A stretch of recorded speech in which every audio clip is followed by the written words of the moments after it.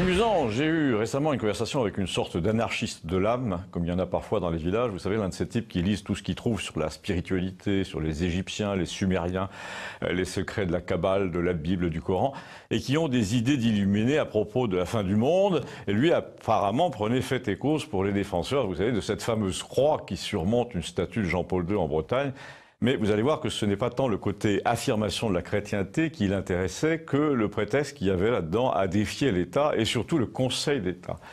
Oui, il pestait contre cet instrument qui avait servi à interdire, vous vous souvenez, à l'instigation du Premier ministre, les spectacles de Dieudonné, son humoriste favori, en 2015, et il disait que c'était un cas de forfaiture assez rare. Il était donc très remonté contre ce fameux Conseil d'État. Il me disait au café que il avait imaginé 2-3 trucs pour rendre la monnaie de sa pièce au Conseil d'État.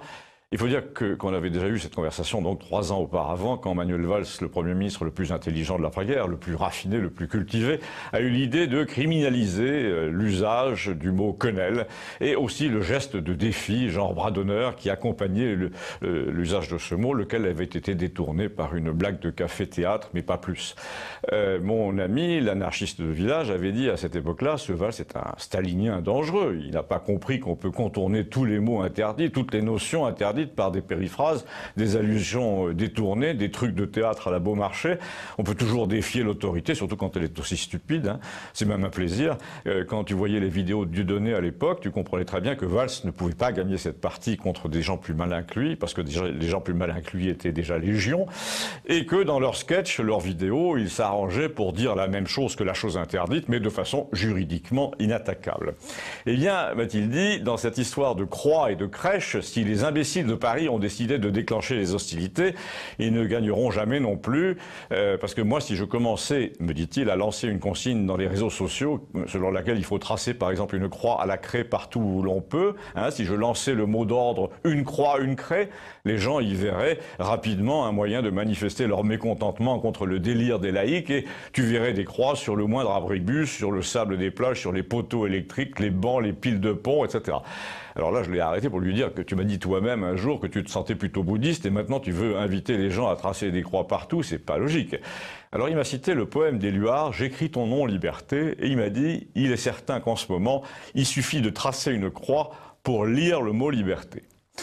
Moi, ça me chagrine, en tant que libertaire, me dit-il, de voir que sur les bûches de Noël, dans les supermarchés, maintenant, tu vois écrit « bûche des fêtes ».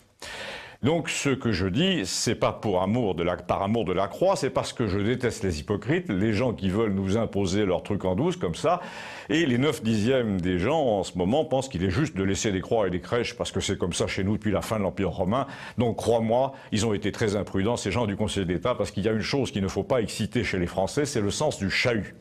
Quand une institution te rappelle le temps où les profs de ton enfance disaient à la classe entière vous serez tous punis, t'as envie de leur envoyer des boules puantes et des billes de peinture.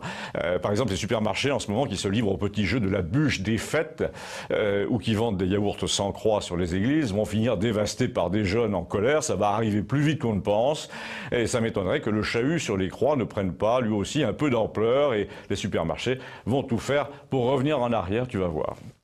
Alors pour ma part, je ne sais pas, mais il y a au moins un point sur lequel il a raison, c'est le goût du chahut. Car plusieurs fois pendant que nous en parlions, je l'ai senti monter en moi. Et vous aussi peut-être, dites-le moi.